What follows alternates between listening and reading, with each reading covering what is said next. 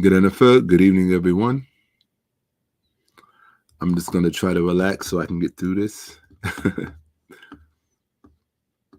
It's been a long time since I've done this.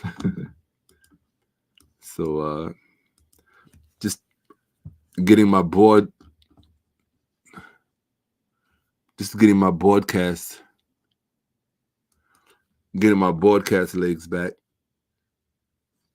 So okay, cool. Now I know you guys haven't seen me for a minute. I've been pretty busy, and I don't know who's going to be in here with me this evening, if anyone, but I'm here.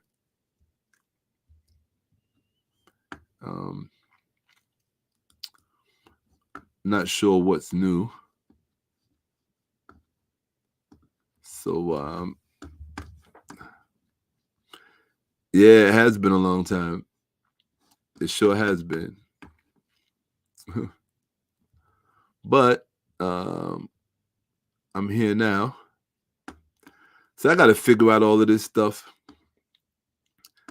They got all this new stuff here. You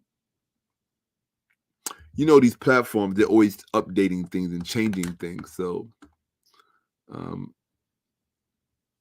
I have to figure out, like, that's crazy. Why can I not pin my own comment?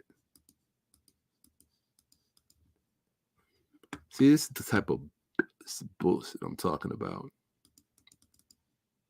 That's crazy. It won't let me pin my own comment. That's silly. Okay, let me go to the comments. Can I do it here? Maybe. No, I can't do it here, I don't think. No, I can't. So,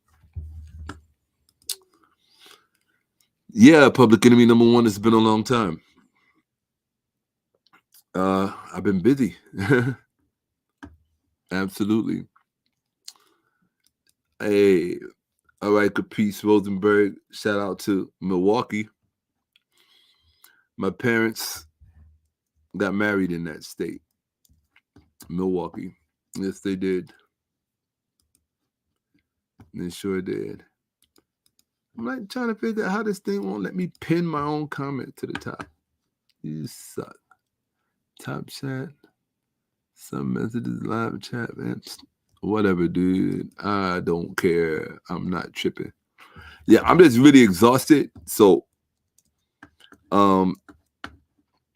if y'all see me, like, if I'm kind of like lackadaisical, that's why. I'm just really tired, you know. Hey, RPM, salute to you. That's what's up. All right. Hey, all right, GKE. What's popping? All right. Get in the fair. Blessings of the evening to you. Absolutely. Hey, my West Side Rider, Tyrone Triggs, Hotep family. What's good? All right. He'll wonder what happened to me. What happened to me? I will wake up, do work, I go back to sleep like everybody else, I guess. You know. Now I've been working really hard. It's a fair question. I've been working really, really hard. And yeah, I've been working really hard. So RPM, I appreciate that. Thank you so much. Absolutely. Did I retire the debates? Truthfully speaking, debates were never really my thing, to be quite honest. I never really cared for them. And you know, that's no secret. Sonetta knows that. I don't really care for debates. I think they're a waste of time.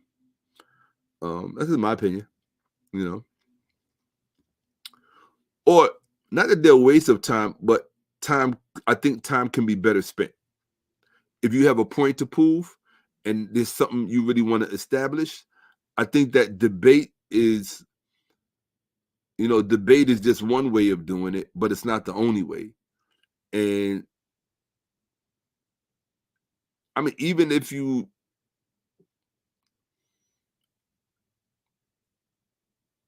even from a business perspective or whatever, I just don't think it's the only way to get the knowledge across and get it out and generate revenue. That's all. I think generating revenue is good. That there should be an economic fortress around an economic fortress and an economic arena. Or rather, there should be an economic fortress around the arena of debate. That's what I wanted to say. There should be. So I applaud my compatriots for that. But I'm just interested in getting the knowledge across in what I think is a more profound and lasting way. That's all. Especially to revisit the same old debates over and over and over again. No way.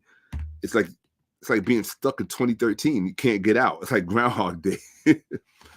Over and over and over again. At least for me, that's just my personal feeling, which I'm entitled to. But some people really like it. So who am I? What the hell do I know? I don't know anything.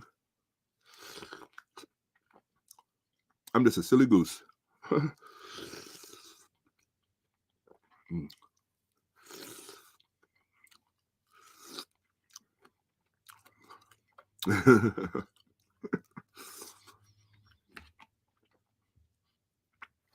Eating that orange, a dirty thought just went through my mind. That's why I laughed.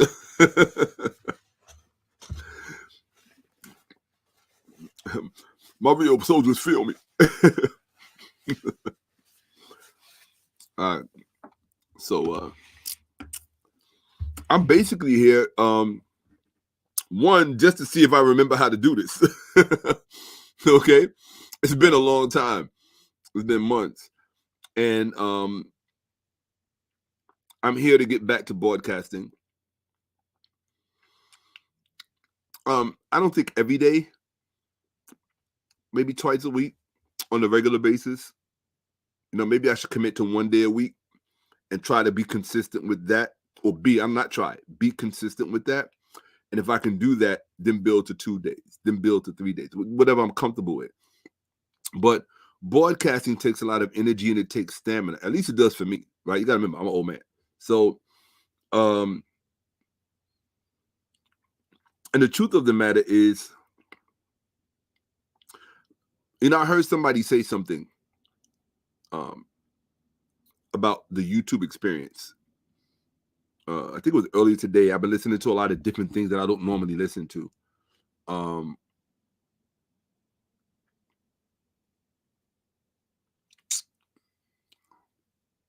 I just finished shooting my first short film. That's not true. I just wrapped up the editing of the shooting of my first short film. So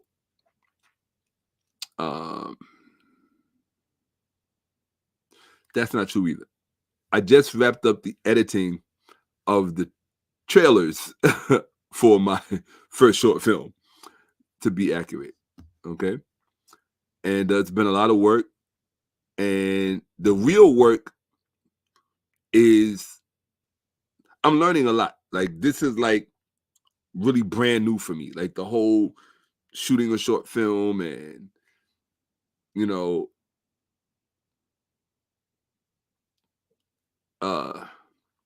it's been an experience.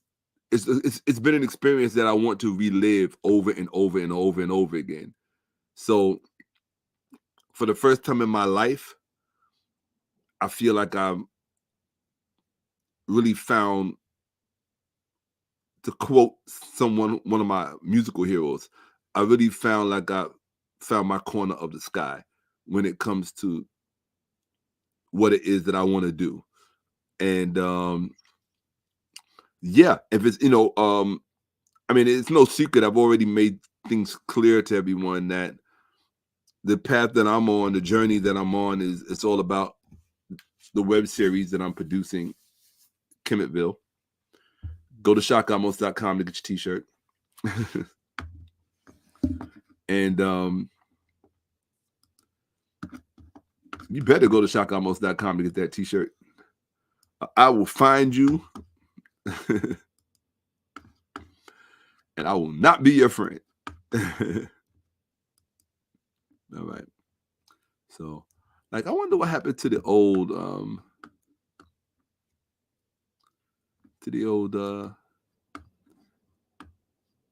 like, that's crazy that, or maybe it's just an emoji that I can't see. Like, that's so stupid that I can't pin my own post. So I don't know. All right. What is that? 100. What freak is this? I don't know.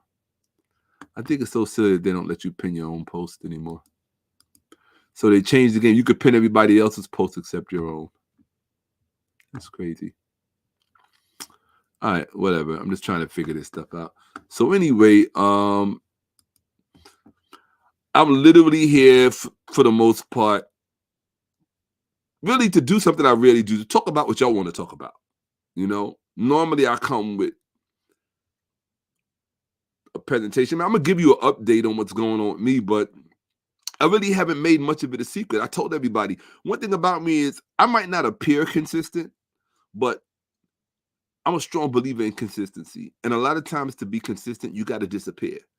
Because, and this is part of the reason y'all don't see me. Like, I see like podcasts are becoming really, really big. Like, podcasts are the thing, right?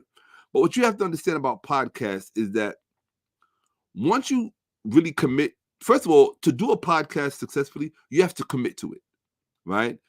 Because when you don't show up and you're not consistent, you're in a very real way, you're letting down your clientele. You're letting down your supporters, your viewers, your followers. You're letting them down. And once that becomes a pattern, that's not a good thing. And so what I've learned, what I've recognized early on is that I cannot, at least in my mind, I cannot give a podcast the type of attention and nurturing that it needs to grow successfully, and at the same time produce the kind of content and material that I want to produce for y'all. Can't happen, right? You're not going to see Steven Spielberg and Martin Scorsese or even Anton Fuqua or whoever the black producers are, right? You're not going to, I guess, Will Packard and whoever else. I couldn't even tell you who he is. But you're not going to see these large film moguls sitting on podcasts like regularly. They'll make appearances. They'll give interviews. They'll do that, Actors Roundtable, Variety, Actors Workshop, or whatever, right? You'll see them. They do that regularly, especially if they have a film coming out because they got to promote it. They want to talk about it or whatever it is. But as far as a regular podcast, like what the Joe Rogans of the world do, like pretty much what everybody does these days. Like who doesn't have a podcast? You know what I mean? So, and that's another thing too. If you really know anything about me, and anybody that really, really knows me can tell you this. The one thing I despise doing is what everyone else is doing. I have always despised that. That's just not who I am, right? When I was younger, I hated the fact that I didn't fit in. Like, I never really fit in with the in crowd, I had my own crowd of people who followed me, and I never knew why. I was always at the center of attention, blah, blah, blah, blah, blah. But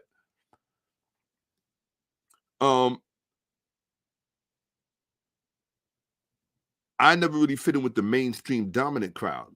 Even if I may have had a few friends in it here and there. And it used to bother me when I was younger. And even as a young man, when I got older, in many respects, I really didn't fit in. I always saw myself kind of like a misfit or an outsider.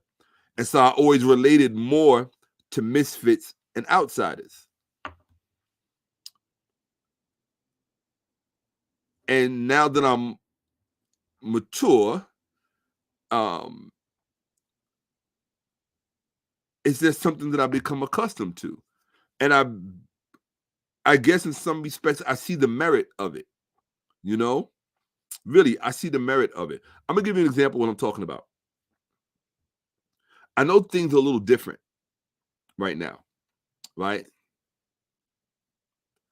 But one of the reasons that y'all don't have real stars anymore, I mean, you still have some.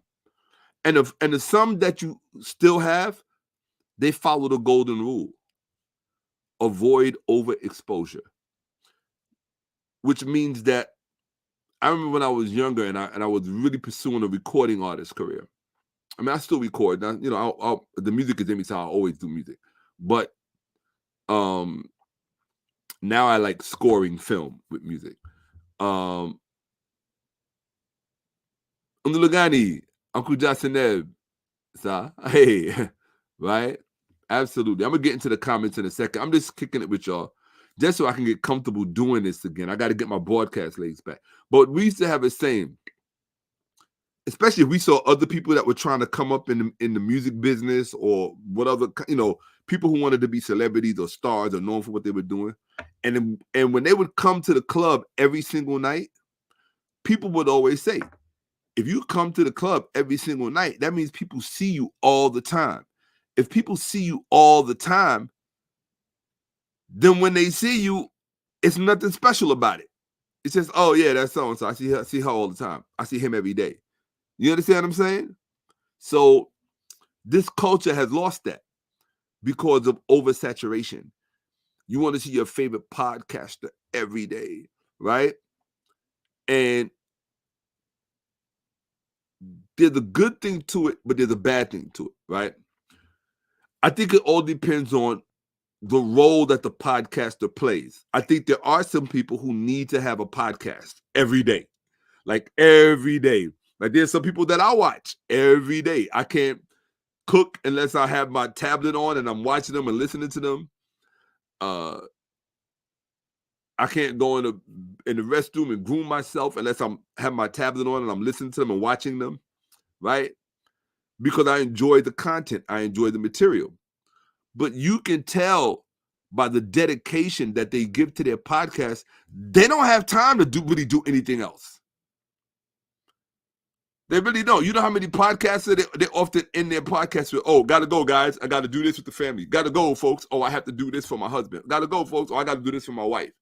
Oh, I gotta go pick up the kids. They barely have time to do the podcast. You understand? So they really don't have time to do any other thing for their clients, for their followers, for their customers, other than the podcast. So I cannot let people's desire to want to see me or hear from me or their appreciation for that, I cannot let that trap me in that corner. Because if I do, I will not be able to work on the kind of things that I've been working on for the past year or two. You know, so got to choose, you know, and I made my choice. I know that the knowledge and the information needs to be presented at a much higher level. You know what I'm saying? And that has to unfold in other mediums other than just debates, you know, other than just lectures. We've been debating and lecturing for years now, right? There are moments and times when we make a big splash. There was a time when we were the splashiest splash on the internet, to be quite honest, and most of you know that if you have good memories. But it has to go to another level, right? There are different forms of media consumption. and some forms have more respect and have more impact than others. Right? This is the truth, right? Let me give you a perfect example. My favorite example is Lord of the Rings, the franchise, right? There are far more people who saw the Lord of the Rings films and the franchise than read the books. Same thing with Harry Potter. There are far more people who saw the Harry Potter film than read the Harry Potter books. So when you want to take content to, I guess, the final frontier, so to speak, you got to go to that final frontier. Wherever that final frontier is, that's where you have to bring the content. And it's not easy. You know, like what I've been doing for this past year, this right here, Kemetville, as a web series. These ideas, it's one thing to have an idea, it's another thing to execute, you know?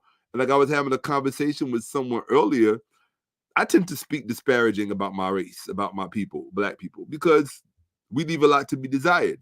And I always tell people, if you're doing something for Black people,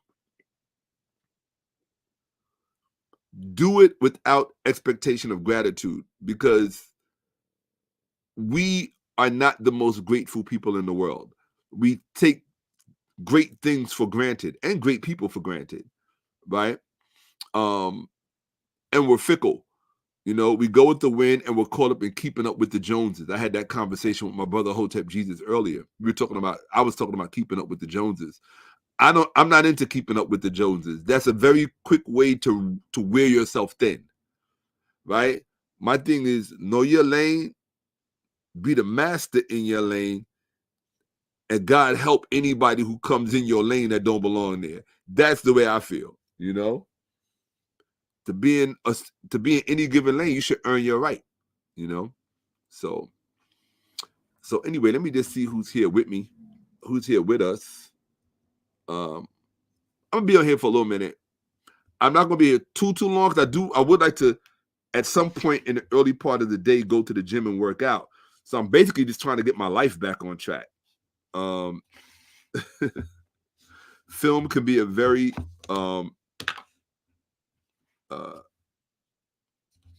immersive process, very, but you don't come up for air.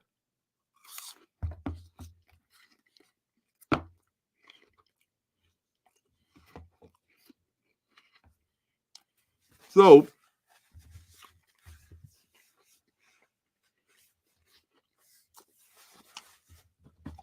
I make my own peanut butter,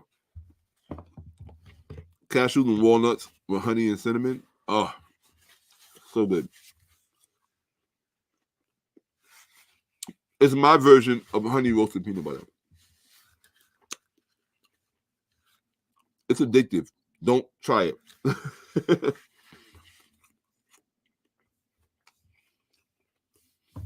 All right, let me see what my people are talking about.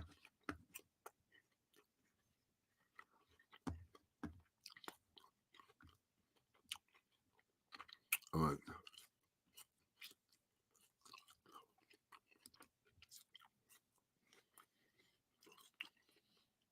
right. Hotep Rashad, I appreciate you very much. So, absolutely. Uncle Jasineb, absolutely. Absolutely, Takuma. Ndulugani. Word is born. Uncle Jasineb, sir. Absolutely. One thing I can tell you guys is this should make you happy.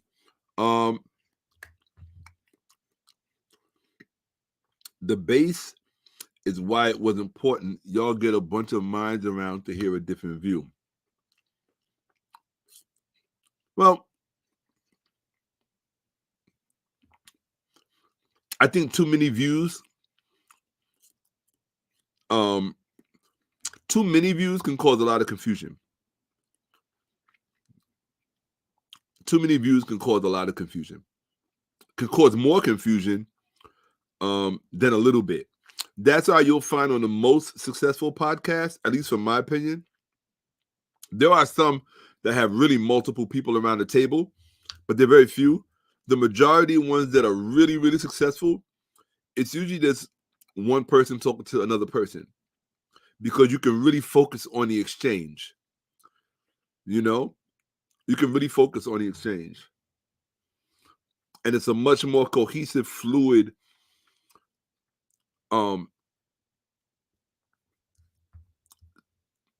expression of ideas, you know. Her word is born. He killed me with that. From the 1980s New York. Hey, that's what I'm talking about. See, that right there, that's what makes me wake up in the morning. Hey, so far, that's going to be my favorite comment of the evening. I'm telling you right now. I appreciate you, Roundtable Gang. That's what's up. Yeah, it's really been a lot of work. And like, even right now, I just want to lay down and close my eyes. But I think part of the reason is because, so when I was going through the editing process, quite often I had to break night. And that means I'm not going to bed until 9 to 10 in the morning. And once your body's on that schedule,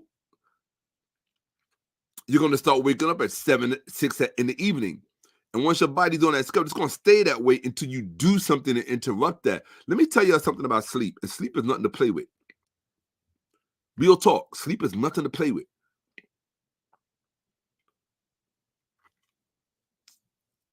Once you throw your sleep rhythm off, like seriously off, why do you think so many people have drug issues, especially artists and celebrities?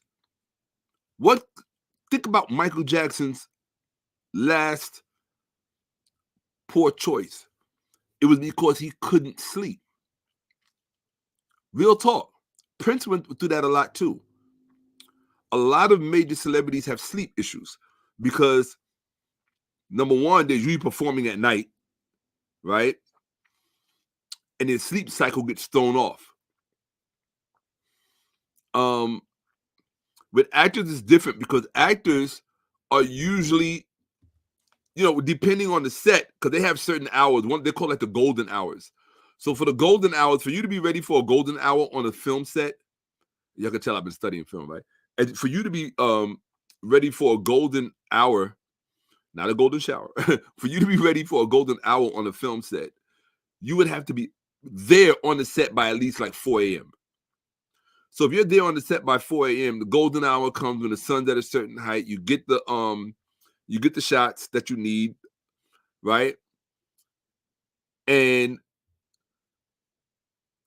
as an actor, you're probably home in bed by 7 p.m., 5 p.m., So you can get all up and do it all over again. Like, I think Mark Wahlberg, the actor, he said he goes to bed every night like 7 p.m., And why? Because a lot of calls to be on set, you have to be there crazy hours, But for people like myself who come from the nightclub industry, oh man, my heart really goes out to us. We spend years trying to get our sleep cycle back to a normal cycle with everybody else, and it could be hell. So congratulate me. I finally got up this morning at 6 a.m. because I've been learning how to do something I could never do when I was young, because I can't. Sometimes it's hard to shut your mind off when you have so much racing through it.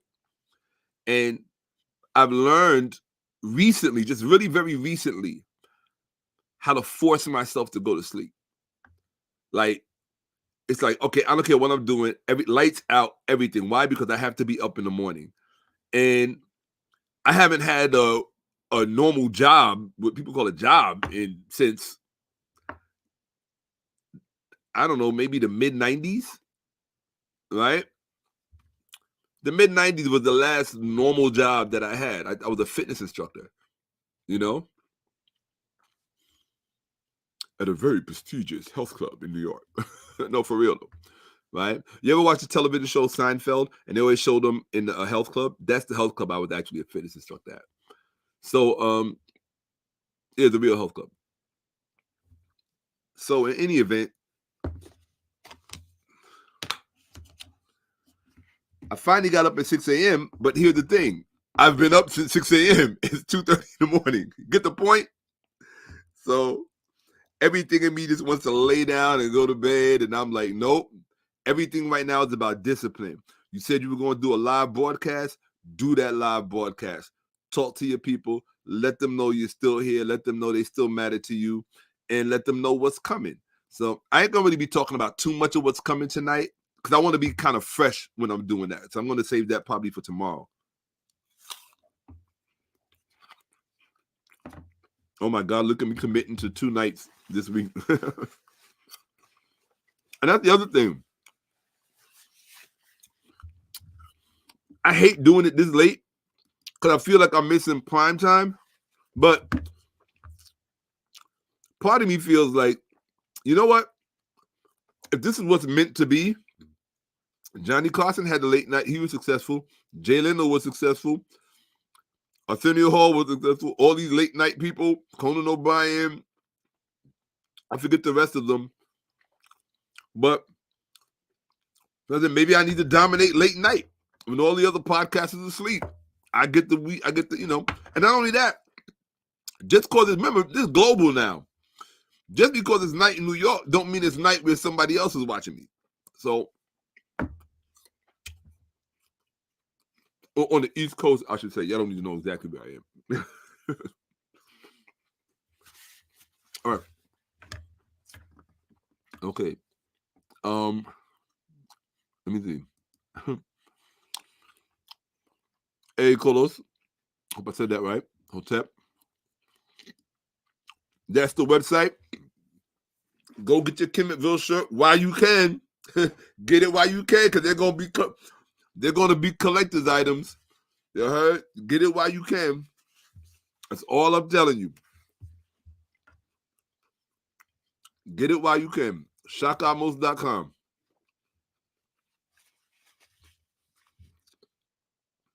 It feels good to be back. Don't think that I don't miss y'all when I'm not here, because I do. I'm just like everybody else. This is a very lonely period for humanity because of these computers. It's a double-edged sword. It's allowed us to connect with the world, but in our personal lives, we've all been shuffled into silos. Because in order for all of us to do this, for those of us who do it, we have to be here, isolated, right? And so I don't know how other people do this and have relationships and all. I have no idea. Clueless, you know? So, but go to Shakka-Ahmose.com and get yourself a Kimmettville classic tee while you can. I cut my sleeves off. They have sleeves, so don't worry about them, right? I cut my sleeves because I like to feel free. That's all, you know? Plus, I have one that still has sleeves. So, let's see. Let me see. That's still my favorite comment of the night. I'll take another shot of that. You know? All right. Let me see. Hey, you were always Sarnetta's production. You've come into your own. Yeah, you were always a Sarnetta production. You've come into your own. Very true, God King L. And funny, it's so funny you said that. I haven't spoken to Sarnetta for a minute. He just called me this evening. So he's gonna, come through, I think on Friday or Saturday. He said he's gonna come through. So, it'd be nice to see my brother with his antics, He called me tonight talking about some debate they're having over there. Some people that I'm not even gonna name. It's just not important enough for me to name. Running around saying the ancient Egyptians were not black. Well, you know what? I agree with that. The ancient Egyptians were not black. Okay, the Remech Kemet were black. Okay, the Remech Hapi were black. The ancient Egyptians, if there even was such a thing, I wouldn't call ancient Egyptians. I would call the Egyptians of antiquity. Right? So antiquity, to me, in my personal, the way I look at time, there is ancient, and then after the ancient world is coming to an end, then you reach antiquity. Right? So antiquity for me is like Greco-Roman, that kind of thing. Maybe even late Persian period, as it relates to Egypt, right? So,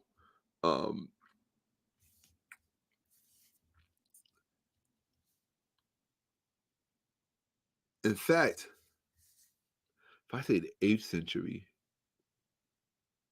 no, it doesn't really become Egypt until like the 6th century, 7th, 6th century BCE. That's when it becomes Egypt. By that time, it's just it's overran with foreigners, settlers, immigrants, their miscegenated children, so whatever. Peace, Christopher. Peace back at you. But yeah, absolutely. One thing a lot of people don't realize is that when I left Sonetta TV, House of Consciousness, when I left that platform, I really, really spent years trying to find what would make me tick. Like what do I need to I gotta get up in the morning for this. And I really couldn't find it until Kemetville. Once I realized that I need to be filming and producing, I've been at home ever since. I'm in my skin. I'm very, very comfortable in my skin now. It's like finding when you feel like you found what you're born to do.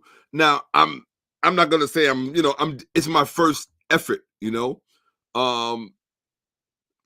there are far more mistakes. I said I wasn't gonna do this tonight, but there are gonna be far more mistakes and errors and all that other stuff in the product, that people see than anything else. But I wouldn't change it for the world. I wouldn't undo it. It's like, no, this is what I did. This is what we did, and we move forward with it.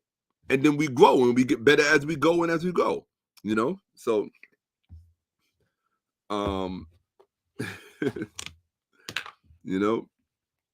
so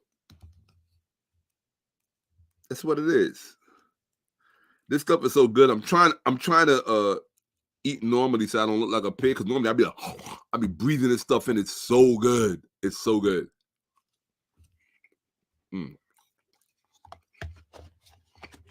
It's like a little bite of heaven.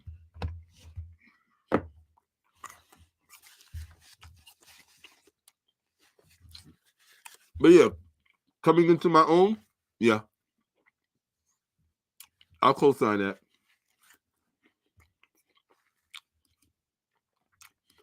South motherfucking Florida. Uncle Johnson there.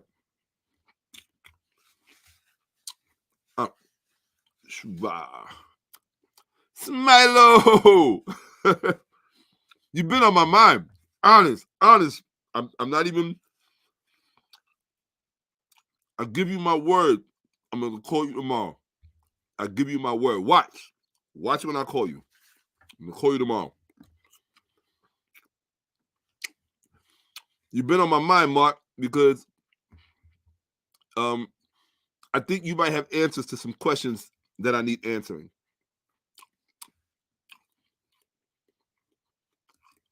All right. I hope the family's good as well.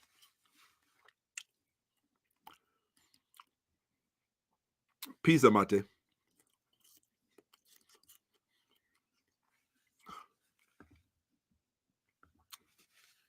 I agree with that. I I wouldn't say more lecture, just less gossip. That's all.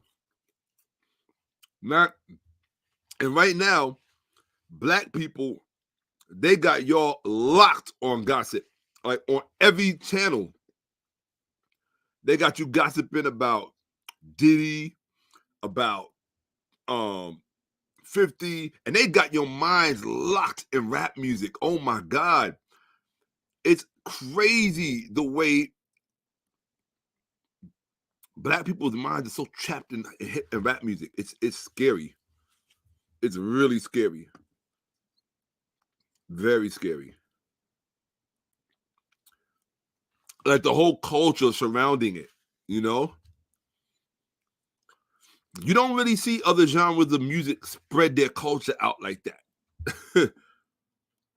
Because there's no vacuum that it can fill. With black people, we have such a vacuum in our lives that stuff can fill all kind of rooms in our mansions, you know, in our psychological mansions. Yeah. Like every black show, almost every black platform on the internet, on social media, has a rap music or hip hop element to it. And it's like, it ain't that serious, you know? It's not. All of the advances in the world, all of the new things about the past that we're just now discovering that should impact how we see our present and our future. And the most people are still worried about is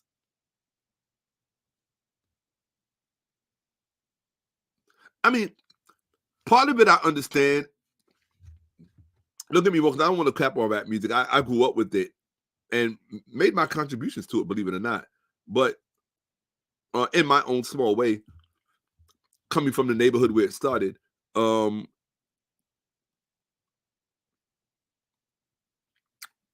because rap music has reached a certain age now, it really does have a historical aspect to it. And so people are really exploring and enjoying that part of it. And I think they should.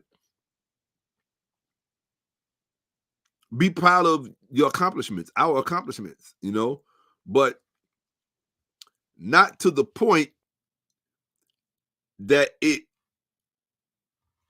submerges everything else. You know, this is my opinion.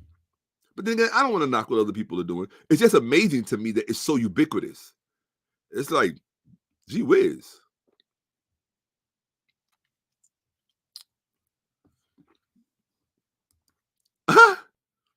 You still waiting on the Bible in Alexandria lecture? I mean, that's always going to be a great lecture, you know?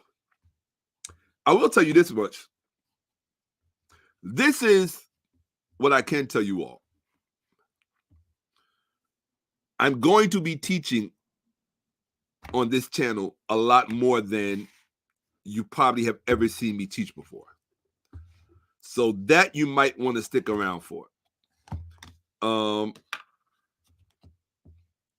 But I can be honest and tell you, I'm only doing it to make y'all interested in the web series.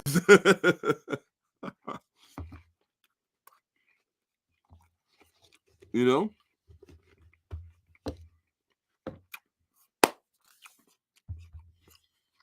So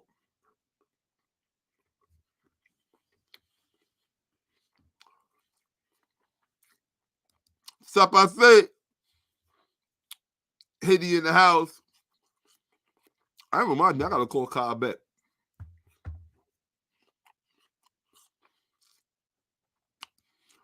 But yeah, that's always gonna be a good lecture. That right there, I'll tell you why.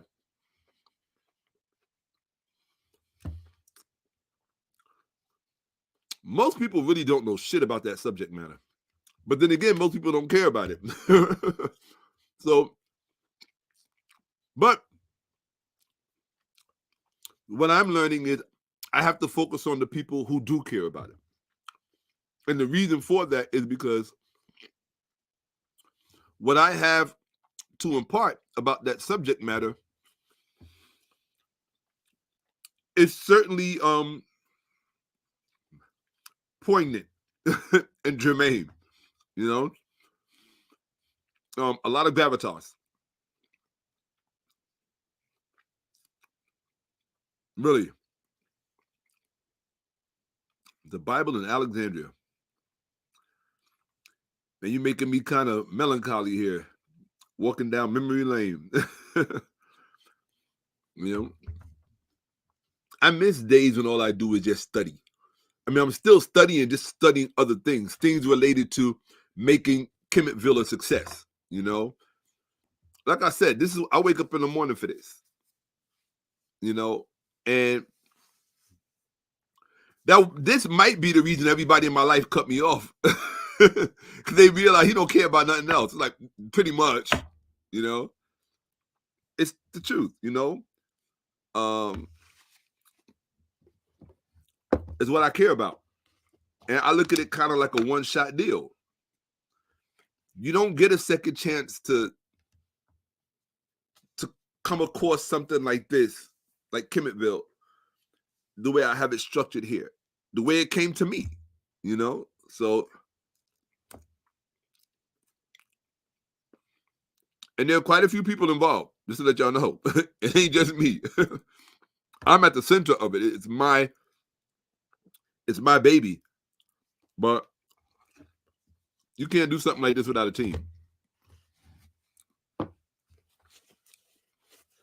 So, I love my team. And I'm looking at expanding it and growing it as time goes on. You know? I've been wanting fruit all day long. I had African food earlier. I've cut my diet down to like one solid meal, maybe once or twice a week. And then for the rest of the week, just fruit, vegetables, health shakes. That's it. And water. That's it. But like food, like fish, like heavy food, you know, once or twice a week. That's it. So, man, I cannot believe I'm this tired. It feels so strange. I'm not accustomed to being this tired, right? So let's see. But I like this one. This was another one of my faves tonight. More lectures, too much gossip. Yeah. That's another reason I had to abscond, because I'm like, no. Like, this is not the look, you know?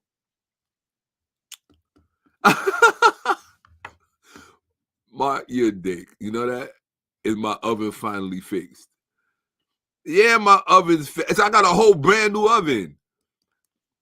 When I was in Florida, when I had relocated to South Florida, the person who I was renting my place to, they put a whole brand new oven, brand new fridge, all of that stuff. So all of that stuff is in there. You know, in fact, you know, some people use it to bake. You know, I never use it. I've never used my oven once. What I'm gonna use it for? When I'm baking. Oh, I forgot. You like to bake, Mark. I forgot. That's what's up. I don't think I've even ever tried any of your pastries, bro. I don't think so. Hey, hey, Kevin, what's popping? That's what's up. Black fist up. That's right. That's right. Black fist up. But that fish should not be empty. Something got to be in that fist when we hold it up, right? And that has to be real support for one another, and something constructive has to be in our hands. You know what I mean? When we go like this, something constructive has to be in our hands. And put it to you like this: when you hold your hand up like this, your thumb is pointing at the rest of these fingers over here, and these fingers are pointing what? Back at you. So that should tell you what that really means. Personal responsibility, accountability, things like that, you know? Let's see. No, I'm not working with Mr. Imhotep. You know, one of the things that I find really interesting about these people is that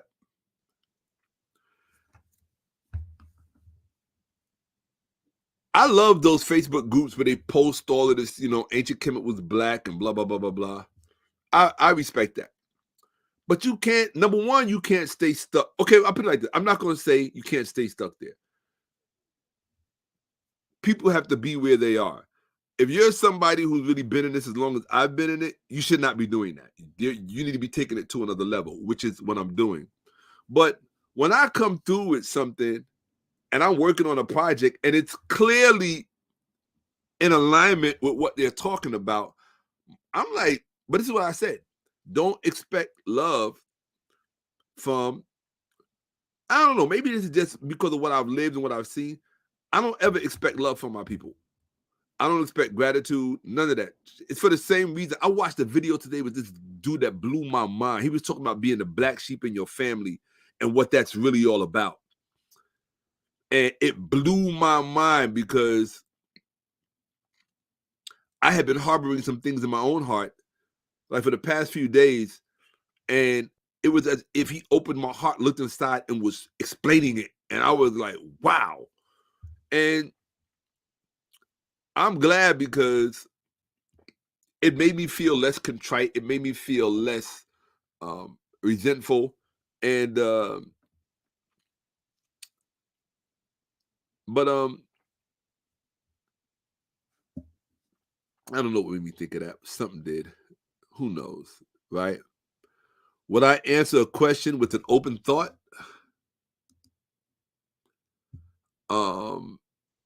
Oh, that's why I thought about that. What made me think about that?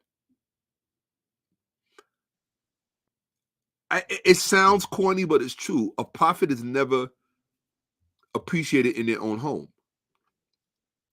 You have to go elsewhere to be appreciated. You have to go outside of your incubus. Yeah, trust me. You know, and a lot of it has to do, and I hate using the J word and the E word, jealousy and envy. A lot of it has to do with that, but it can make you uncomfortable when you don't want to think of the people that you love like that. You don't want to think of them that way. But it can be very dangerous for you not to recognize when that's the case. And in fact, the Sebayets in the literature of ancient Kemet addressed that very thing. They addressed that very thing. And it's something that you have to look out for. Right? It's the ones closest to you that you gotta. You thinking everything is cool. We da da da da da da. Like no, you know. Would I answer a question with an open thought? Sure, it depends on what the question is. I guess. Yeah, absolutely. Mark, don't worry about my damn oven. Let me see. Hold up. Circadian rhythm for sure. Absolutely. Vampires, yeah, they exist. Hey, a black sheep, yeah, absolutely. Okay. Could I explain ways to become better at researching information? Yeah. First of all, don't rely too heavily on Chat GPT. Right? Don't rely too heavily on AI because AI is being marketed and promoted as something that it necessarily is not as of yet. And so people could get really comfortable thinking, oh, I use Chat GPT, and I got the answers. It's like, no, you don't. You got the answers that were programmed into this whole system by the same people that have been programming this system. So what makes you think the answers are going to be any different when it should be different answers that you're looking for? Right? You should be looking for the answers that can only come with real comparative research. To do real comparative research, you got to do a lot of reading. You have to do a lot of reading. You also have to know how to follow clues and use keys. It's very important when you're studying history. You have to know how to follow cues and use keys, you know?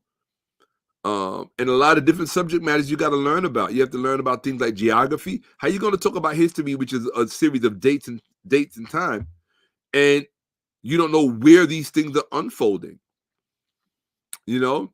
Do you know most people don't know that in history, there are like 3 or 4 different places that all go by the name of Syria, and they're not the same country. There are like 3 or 4 different regions that all took the name Syria, right? Just like there are different places that were called Babylon, right, at different times. Yeah. People think all these things are just one thing. It's like, no, not necessarily all the time, but you have to know geography, dates, and times. It's really important. You want to become a good researcher. It's about what you become obsessed with, what you know how to anchor in. Anchors are very important.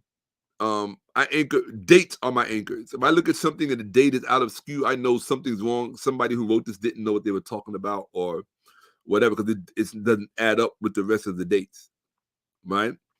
And I think there are key movements that you should know about. You know, key people, key movements. But the most important thing, read footnotes, read scholarly papers. Oh, read scholarly papers. Do y'all want to know what I read today? Yo, I shouldn't even do this, but I'm gonna tell y'all. I was thinking about going. Oh, let me take this off of the screen for a second. It's gonna fuck y'all up. I was thinking about. I was really hungry, so I was like, okay, today's my one solid meal, right?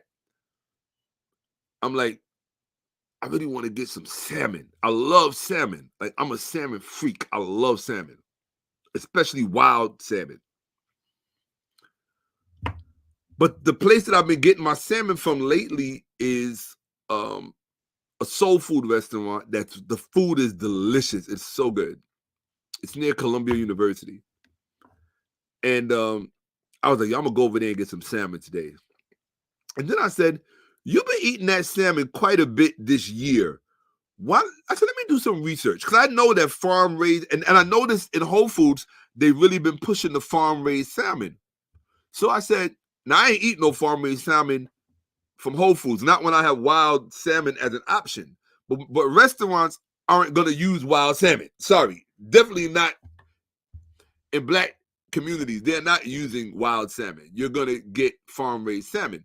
Now, some restaurants know how to prepare the farm raised salmon as if it's fresh wild salmon. It's really good. The quality, you feel and taste like you're eating fresh salmon. But I was like, because I don't play with the big C word. Y'all know what the big C word is, right? You be needing chemotherapy and all this other stuff.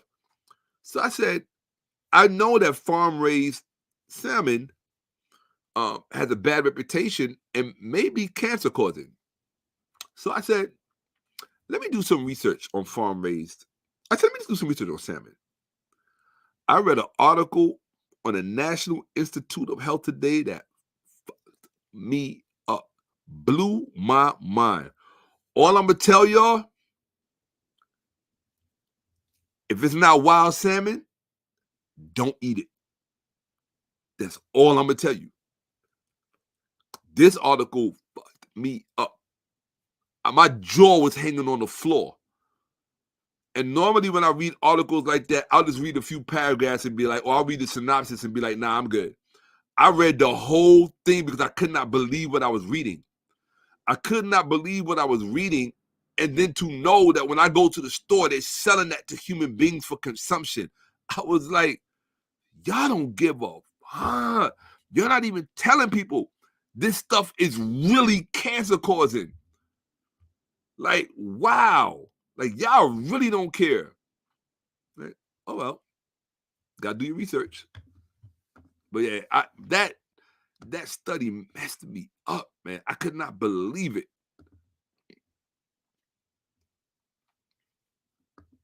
Facts, I could not believe it. Let me see. Facts. Structure and discipline. You better believe it. But yeah, yeah, Donnie, read, be a hardcore reader, man. There's no substitute for that. Like, you can't, and that's where most people get caught out there. Like, you can listen to some good lectures, Good lectures are really good too. Like find good lectures. Like good lectures. You gotta like a lot of people don't like. One of the things that bothers me when I'm on Facebook or social media, and I see a lot of these gurus who want to talk about ancient Egypt and religion. I look and these black people. You know who I'm talking about, right? They want to be the next guru, or they're on Gaia and they're talking about Sumeria and they're talking about the Anunnaki, and they're talking about it in such a way where you could tell this person has no real scholarship. Like, you're a fucking boob. We called people like that back in the day boob tubes. You're a boob tube. You repeat dumb shit that you've heard from sensationalist pop media. And the person who's speaking about those things that way, I'm not going to name them, but the person who speaks about these things that way, you could tell by the way they speak about these subject matters, they've never read any real scholarship on this. It's almost as if they have something against real scholarship. But that's because they're out to make a buck. And they need sensationalism to say, I'm going to tell you something. I was thinking about this. And this is part of the danger of being in a cult, right? So I was looking at, this is just an example. I was looking at the Kemetic shrines and temples, the black ones, because there are others that are not black. But I was looking at the black ones, some of the more popular ones that most of us may know or have heard of. And then I thought about the fact that me being who I am, it's interesting that I'm not really a part of any of that stuff. Although the way I move, it makes sense. I've never really moved with crowds. I don't like crowds. I don't like, blending in like that. Sometimes I don't mind blending in. But I was thinking about the followers and the adherents to these cults. And I don't mean cult in a negative sense. It's just a cult, right? Ancient Kemet was replete with cults. So, but then I thought about what the negative side, what the real negative side of it is. The real negative side of it is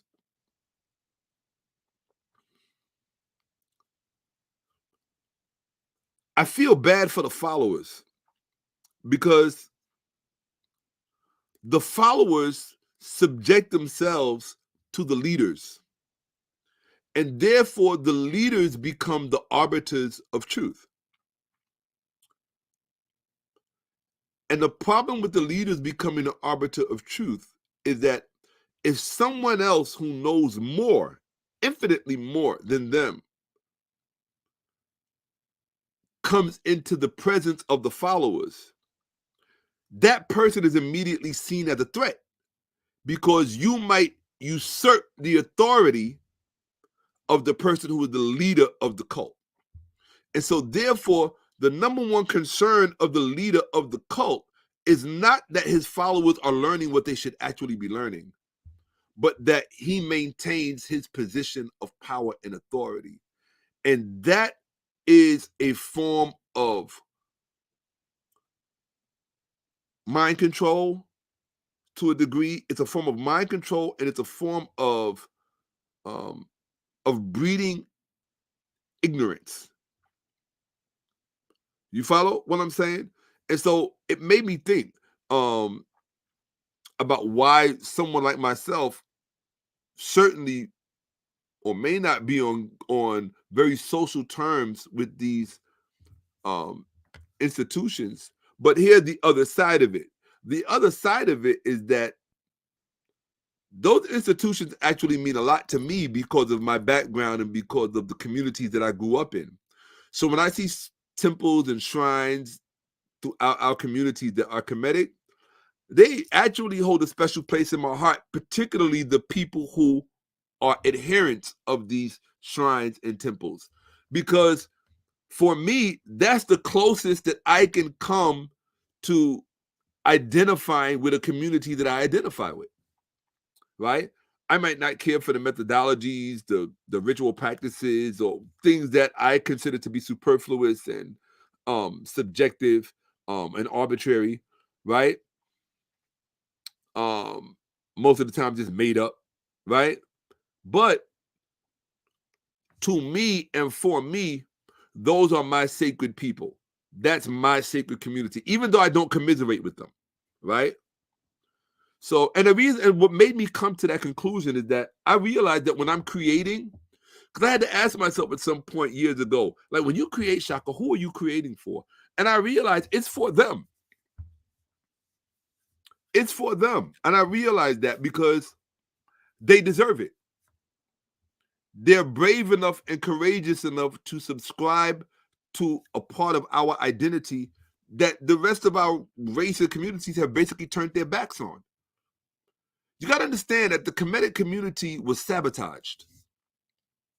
You have to really understand that. It was sabotaged through primarily the black homosexual. Oh, I forgot. You can't. I don't even know you can say that on YouTube anymore. But it's the truth. I'm not saying it to disparage any one community. I'm just telling you what happened. If you can't tell what happened, then just more ignorance and more gossip and things like that. But the black homosexual community embarked on a disinformation campaign about the Kemetic community. And I wouldn't even call it disinformation. It wasn't disinformation. That would be wrong. That would be a false accusation against them. It wasn't disinformation, but they embarked on a a smear campaign. They embarked on a smear campaign against the Kemetic community. But because they did not have enough facts, they didn't know what to lie about. They really didn't have anything to lie about. So rather than lie, what they did was ridicule and belittle. Right? When that's all they didn't even do really a good job of that. They just gave an air of, they took one word. They took one word and they made it a pejorative. And that word was Hotep. And so they began to call people Hoteps.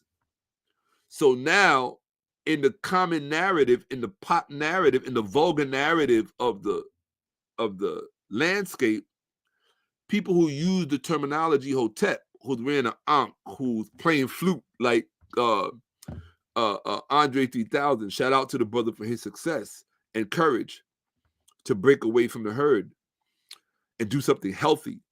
From what I understand, I haven't heard it. But I listen to flute music already, so I didn't need Andre 3000 to make a flute album for me. But I'm certainly looking forward to listening to it, right? So I listen to a lot of flute music, especially Ethiopian flute music and African classical flute music. Some great stuff, right?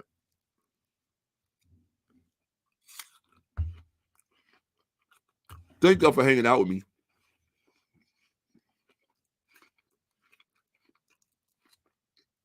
I don't get much company.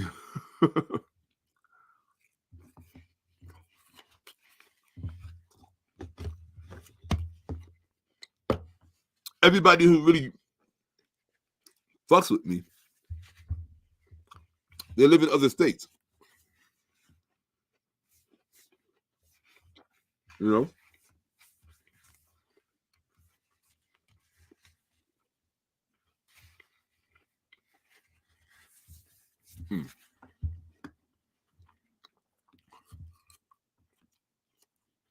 Mm-hmm.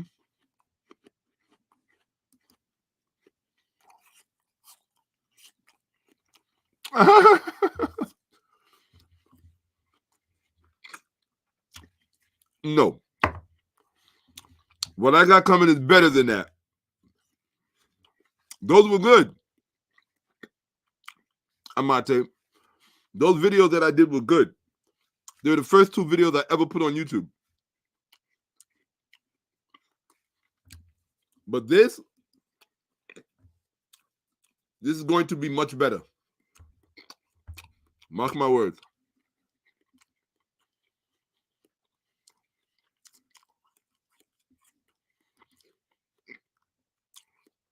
Facts. Yep. Right there. Right there, cuz. Yep.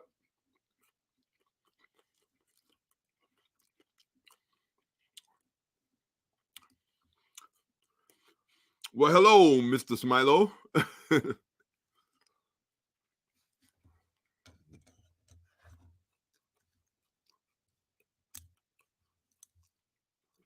That better?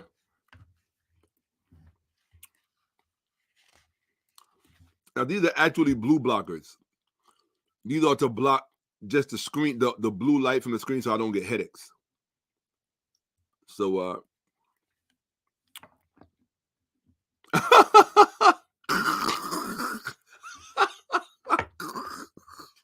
I got to Snapchat that shit.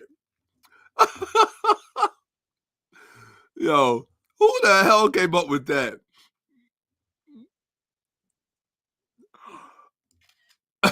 I had to take a picture. Live. That's so funny. Whoever came up with that was really good. That was good. That was good. That's being creative. I'm actually jealous. That was good. I couldn't have even. I mean, I wouldn't. That's so funny. Just the concept. I'm a concept person. So sometimes when I see something that is conceptually humorous and really like at its bit as funny, and it caught me by surprise, which makes it really good. You always want to be caught from an oblique angle with a good joke. That, because I didn't expect that. When I saw his face and I was like, what the hell? And then I saw what it said on top. Wow. You know what? That might actually be true. I never even thought about that. I'm thinking it's a joke.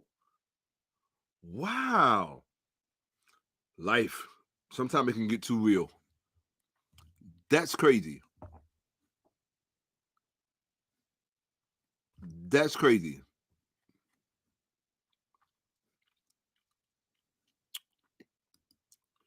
You can't find any good fruit anymore. It's become a business, GMO than a business. Well, I mean, all I eat is organic. If it ain't organic, I don't put it in my body. Period. I only eat organic food. At least what they say is organic, because you never really can tell. But, you know, if it don't say organic on it, I don't touch it. For real. See, what people fail to realize is that part of the reason that I'm squinting has very little to do with things being hard to see. I got this bright ass light in my eyes. You understand? If I go like this, can y'all see me all that well? No, you cannot. Right? Now you notice my eyes are far more open. You notice? See? They're open. I can see everything. I don't have no problem with seeing the words. But when I turn this bright ass light on so y'all can see me, I'm gonna squint. Okay? Thank you. That shit is bright. Here we go. In fact, it is too bright. Hold on a second. Let me just turn it around some.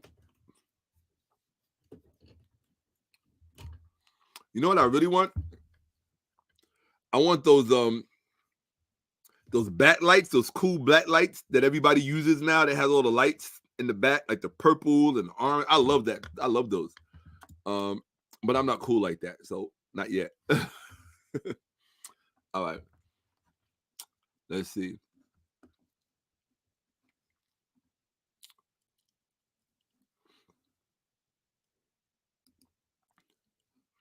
You would love for me to set up an educational institution based on what we had in Kemet, or assist you in doing so? Well,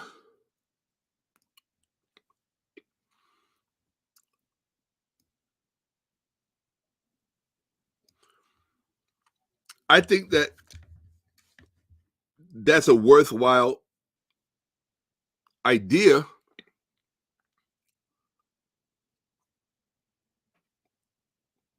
I'll leave that at that. I think it's a worthwhile idea. You know, I think it's a worthwhile idea. You know, it should be set up here. You know, meditate on what you've read. You know, it's funny you say that. Meditate on what you've read. I spend more time trying to not meditate on what I've read, because I've read so much that sometimes it's hard to find space in my brain just to have a little bit of peace. Because you got to remember, words are the products of voices. And just because you read them doesn't mean there's not a voice speaking it, even if it's the voice in your own head. So the more that you read, the more you're going to have voices that are just chattering in your head. Sometimes to the point you just don't want to hear anything. You just want peace. You just want quiet. And very few human beings have read to the extent that I've read. So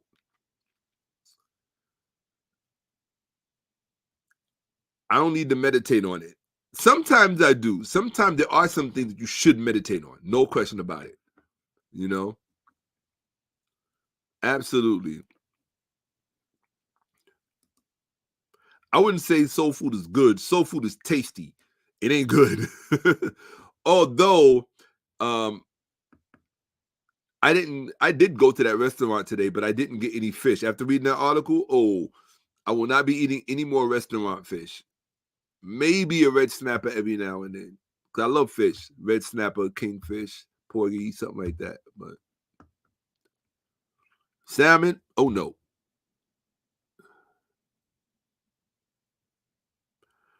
Oh no, it's deeper than that. Farm-raised fish are more subject to bacteria than wild. It's deeper than that. Trust me.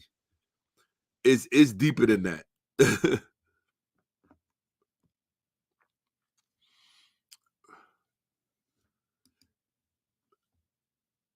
Well, I don't know how true that is, because the tilapia is found all throughout Africa. And it is one of the favorite fish of Africans. So how it got in the river, I don't know. And maybe that's true for the US. But let me see. Now this is true. Tilapia and catfish are bottom feeders of their habitat. That's true. Yes.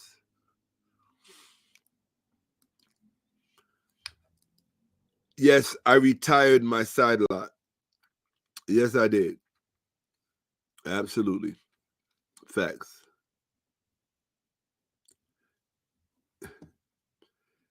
Hey, Sano.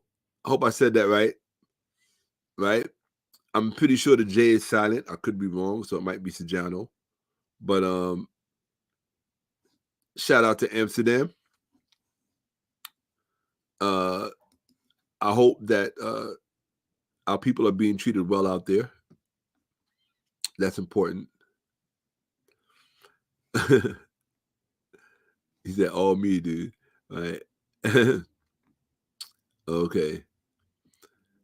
Do you remember I sold you a CD with chops written? You remember I sold you a CD with Cheops written on it in Manhattan? You mean I guess that name Cheops? I don't remember, but you probably did. You probably did. I don't remember that. No, I can't tell you I remember that. A CD with Cheops written on it?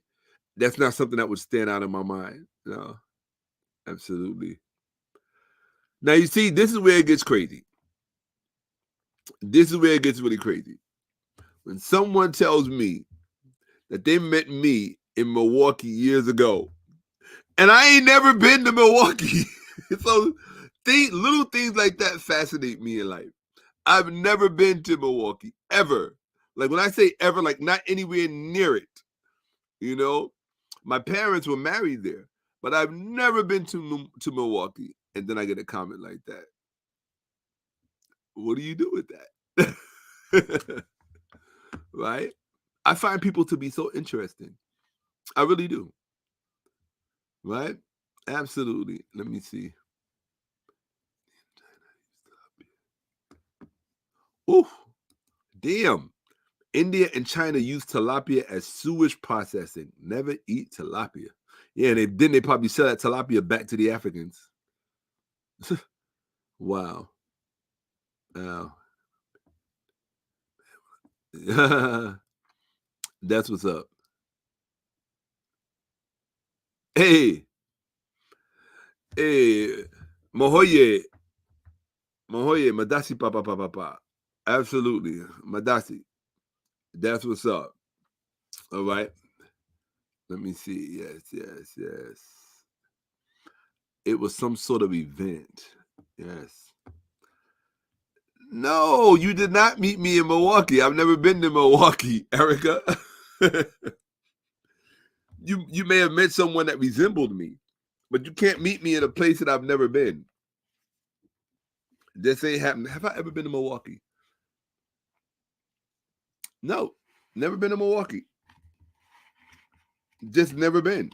I mean, I know where I've been. Trust me. I've hitchhiked around this country. I've driven across this country.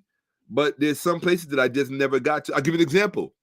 I've never been to Texas. Ever. Never. Never been to Texas. Let's see. Chicago. Never been to Chicago. Never been to Chicago. Louisiana. Never been to Louisiana. Right? Never been to Wyoming. Maybe. I don't think so. So there are places that I've never been, but I've been a lot of other places. You know? Milwaukee's not one of them. Nope.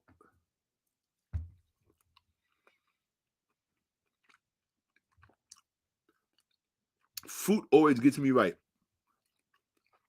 No matter how I'm feeling in the day.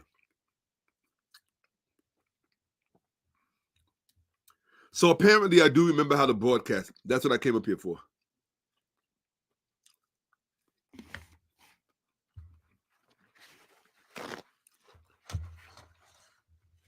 Oh, you know what I forgot to do, people?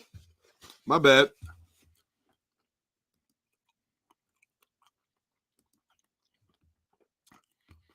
I forgot to do this.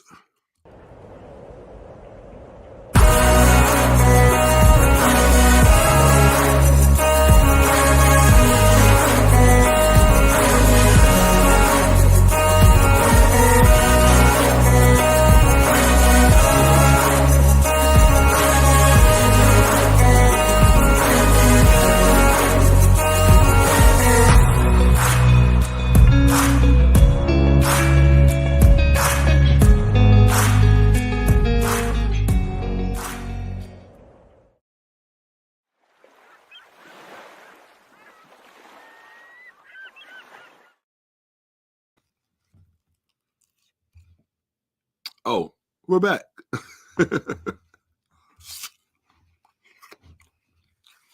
That felt good. I haven't seen that in a long time.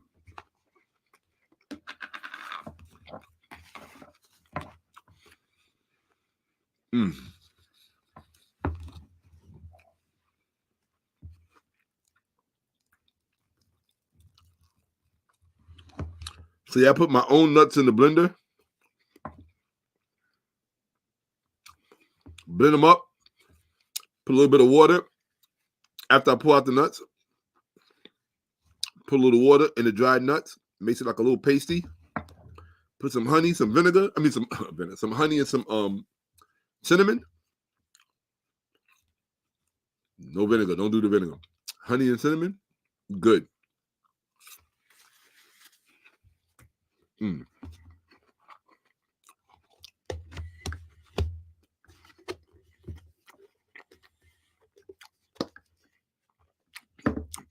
323.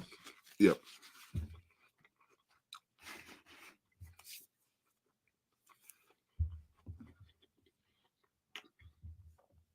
All right.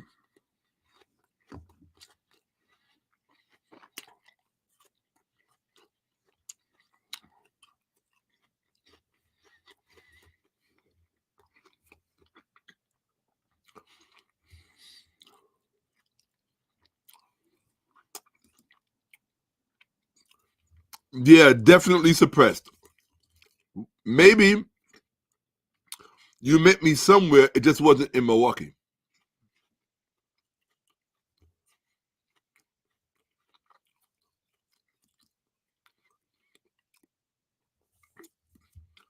The Abos? I don't know who that is, unless you mean the Ados. Oh, maybe somebody else had a side lot.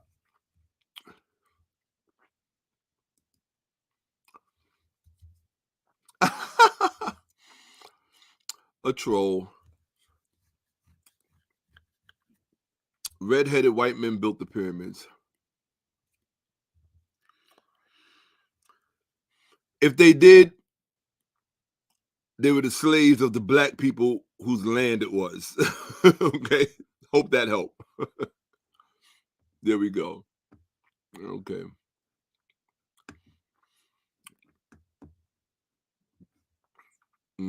Okay, let me see. All right. You wish. Red-headed white men. Look, if red-headed white men built the pyramids, I can guarantee you there was a whole lot of skin cancer going on in ancient Egypt, in ancient Kemet back then. Okay? Because that sun would have killed them. Trust me. Okay?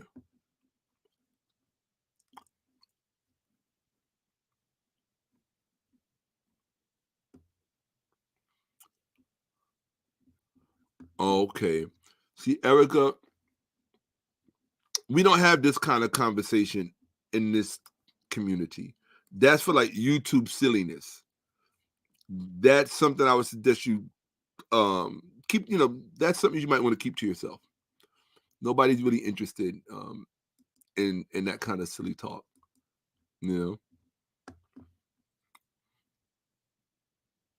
or maybe you should get some help,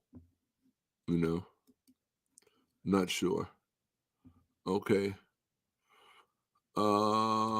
Yeah. Okay. So I want you to get on. All right, so I want you to get on. Yeah, I should get on that song. Nissa Vincent. Yeah, absolutely. Let me see.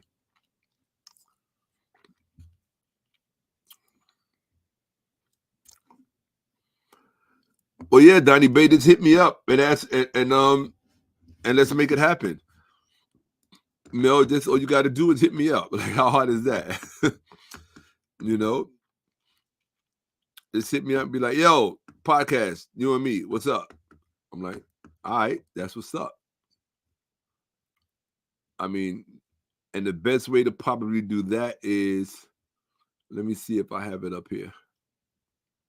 Yeah, here it is. Right? All you got to do if you want to, make a podcast happen is just go right here to hold on one second. Okay. Yeah, right.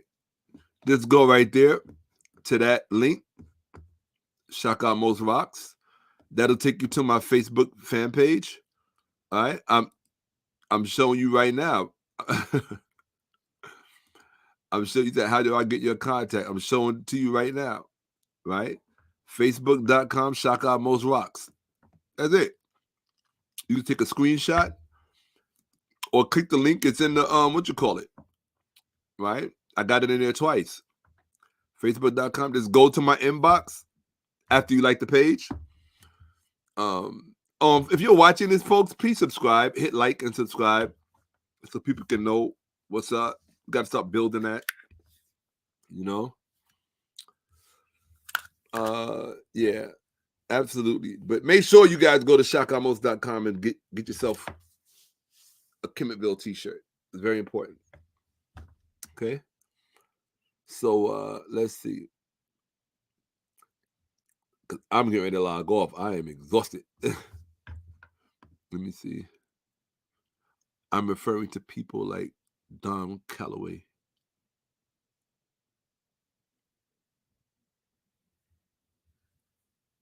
Oh. Yeah, Ados. That's ADOS. I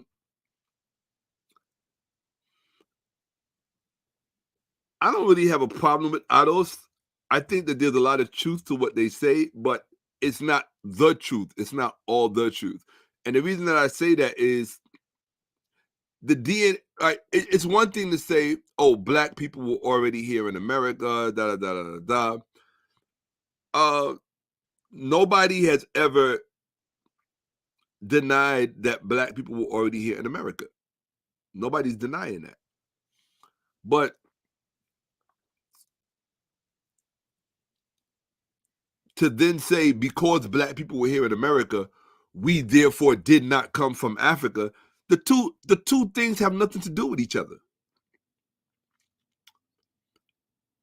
Those are two separate subject matters. There were black people here in America prior to slavery. Okay, that's a subject matter. We could talk about that. We could show the images, all of that. We've seen them. Lots of images of them, right?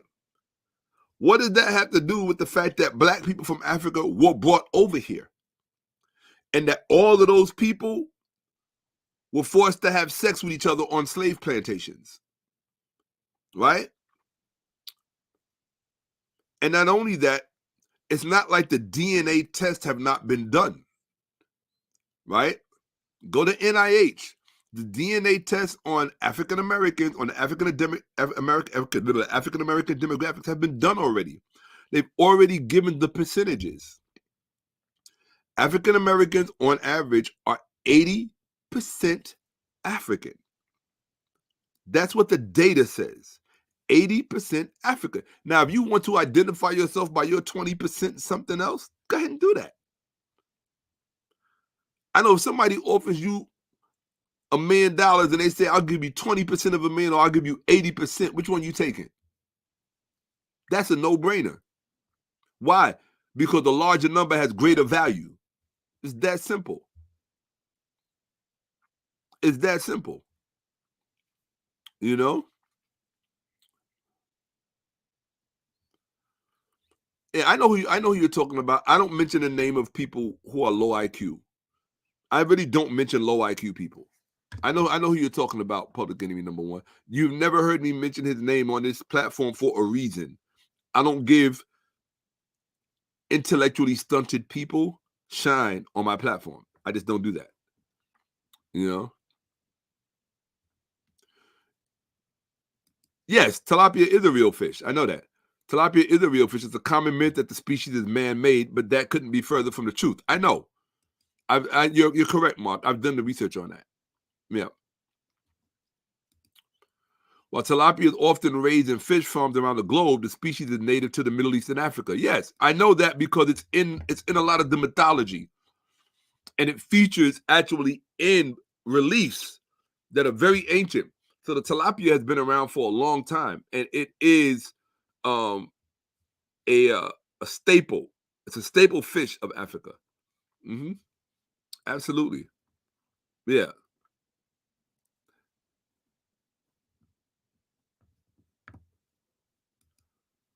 Well, you said it's crazy. I don't remember you, but the picture on your thing is pretty small, so I can't really see under. And you got your hand in your face, and you got a hat on. So I mean, come on, you got to cut me some slack.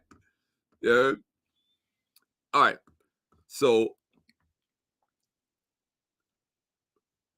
before I get out of here, I'm really proud of myself that I came and did this because y'all don't know how difficult it is for me to get to a point where I can come and sit in front of this thing, this contraption, and be presentable. You know. Um, Let me see. Okay, cool. Oh, for sure. Yeah, absolutely. Absolutely. Wonderful. It should be a wonderful exchange between us. Absolutely. So so let's see.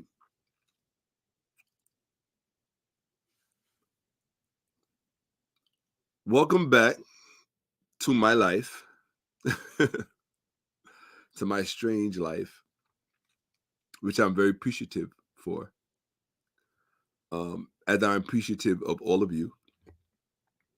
And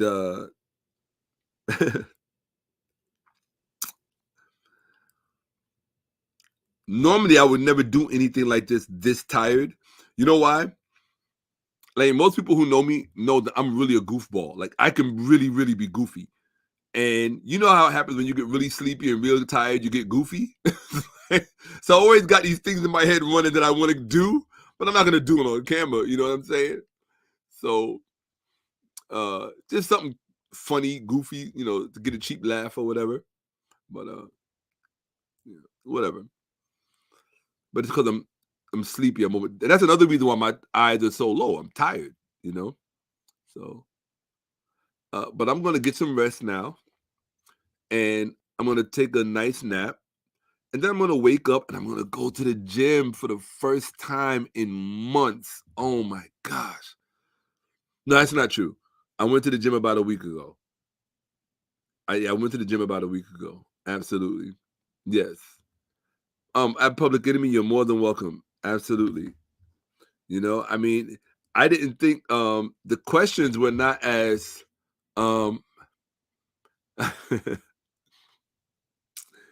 my I thought the questions would be more prolific. And the reason why I was kind of looking forward to people asking me questions is that it would also kind of bring me up to date on what's going on, because for the most part, my mind is really on Kemetville.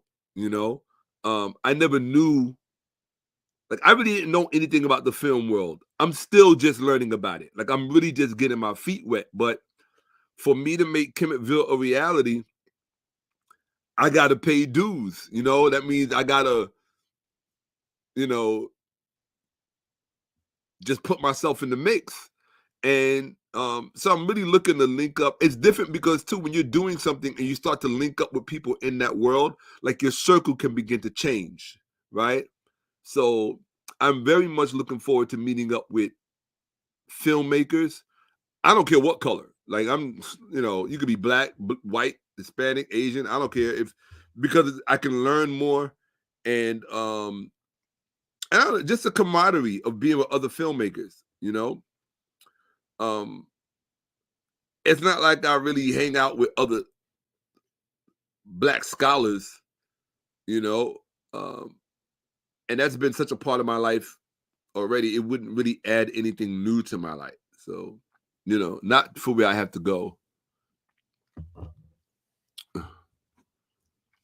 I appreciate that.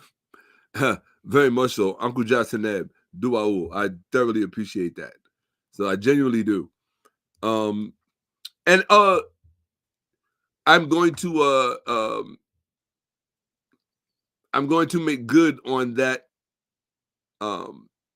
conferring of that accolade by teaching on this platform. And the part of the reason also is because I think it will help me to remember and reinforce why, I'm starting to wonder if I chose Kemetville or if Kemetville chose me. And I don't normally think in those terms. I don't normally think that way. But I'm starting to wonder, because very few things have had such a prevalent thing in my life like that, very few things. So for me, it's always do it for the Ville. Kemetville, do it for the Ville. That's what we say on the team. Do it for the Ville. So, at some point, we'll be giving out memberships. Citizenship is the term. We'll be giving out citizenship to the Ville. So you can actually be an actual citizen of Kemetville. Okay? And it will entitle you to certain rights and privileges that non-citizens do not have. Okay? I was joking, but I'm going to do that. Yeah, I'm going to do that. I like that. I cannot believe how tired and exhausted I am, and I'm on camera. That's crazy. Like, I would normally not ever subject myself to something like that, but I really wanted to see you guys tonight.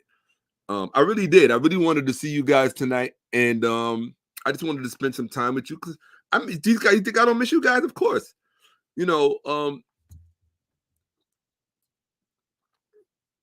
the way things are today, socially speaking, the internet has really, for better or for worse, pulled our attention. It focuses and concentrates our relationships.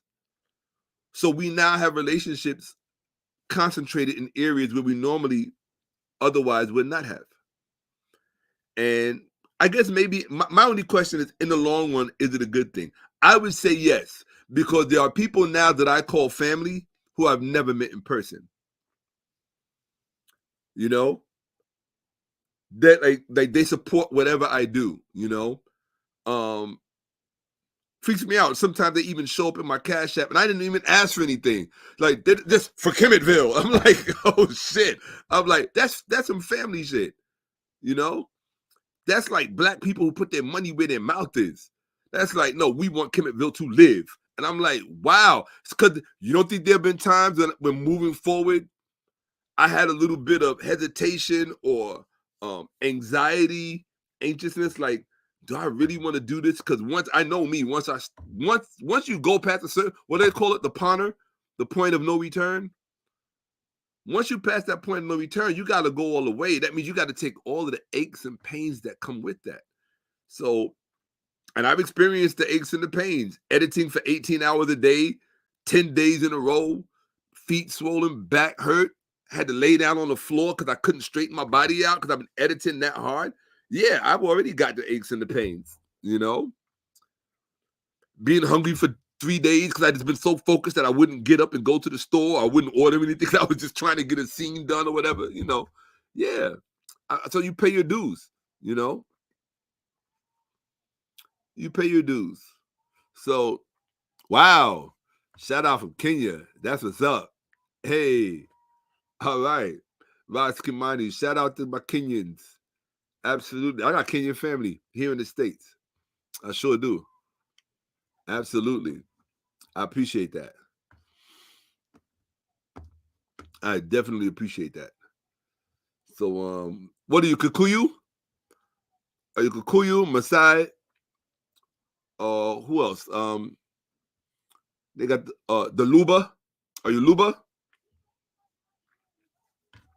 I know my Kenyan peoples, right? That's what's up. Okay, yeah. So that's the big day. Pan-African versus blacks claiming to be the Native Americans. No, you see, this is what I mean. That's not a new debate. One thing I noticed about this generation, and it just shows you what a disconnect there is up here. I heard this beautiful Sudanese girl say, "We are South Sudan. We are the youngest state in the world." I'm like, how are you the youngest country in the world when the Sudan has been around longer than all other countries on planet Earth as a country? This is what I mean when you don't know your history and you let modern history turn you around, or modern geopolitics turn you around. South Sudan is not the youngest country in the world. I understand what conventional political barriers and thresholds say. I understand. I'm not oblivious to the situation in Sudan, right? Between the North and the South and the breakaway and the secession and all that. I'm very familiar with it. The Dinka, the Noor, all of that. I'm very familiar with it. The Arabs and their racist killing selves, right? Bashir. I'm very, very familiar with um, Sudan. But it's not the country. It's not the youngest country in the world, not the north of it or the south. Even the name of the country, Bilad al-Sudan, the land of the blacks. When you think that name just showed up yesterday? And then I heard another young black person say something the other day. He was like, "This is new." I'm like, y'all are really, really. So right here, I'm saying that because he's saying the big debate now, Pan-African versus blacks claiming to be Native Americans. That's not a new argument. That's why I hate the argument. I remember back in the late 60s and the early 70s, when all of our light-skinned, mixed-looking cousins used to love to say, "We're not African. We're not African." They would always say that. "We're not African." And everybody would be, oh, grandma's Native American.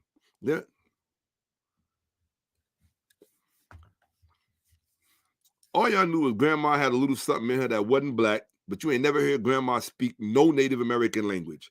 You didn't hear her speak Cree. You didn't hear her speak Navajo. You didn't hear her speak Algonquin. You didn't hear her speak Sioux.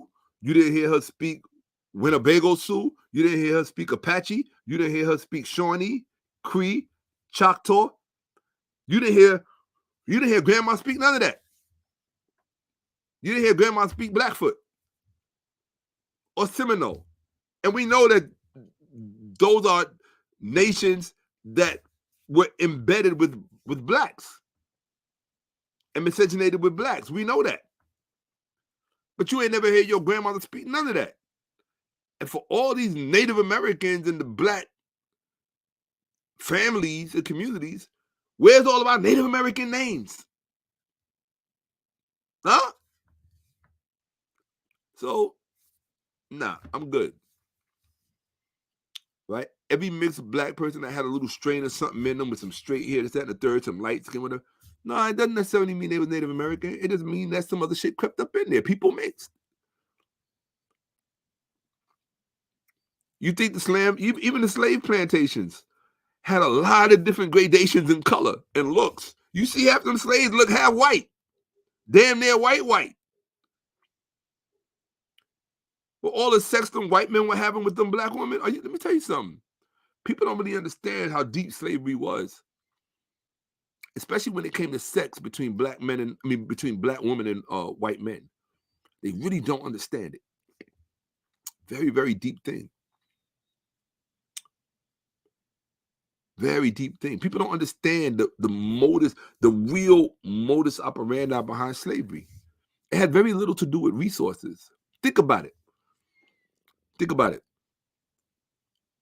In the Muslim world, jihadists are told that they do certain things to sacrifice their life, they'll go to heaven and have 17 virgins or something like that.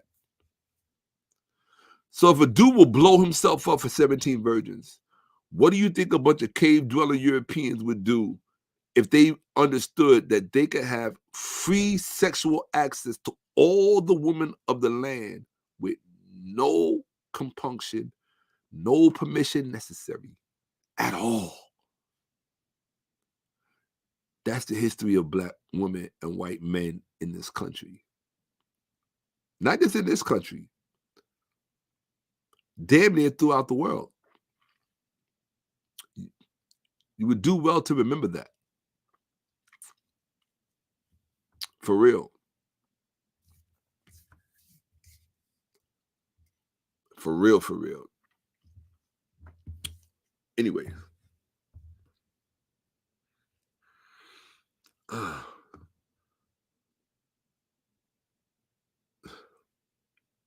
Shout out to my Cali people. For sure. You heard?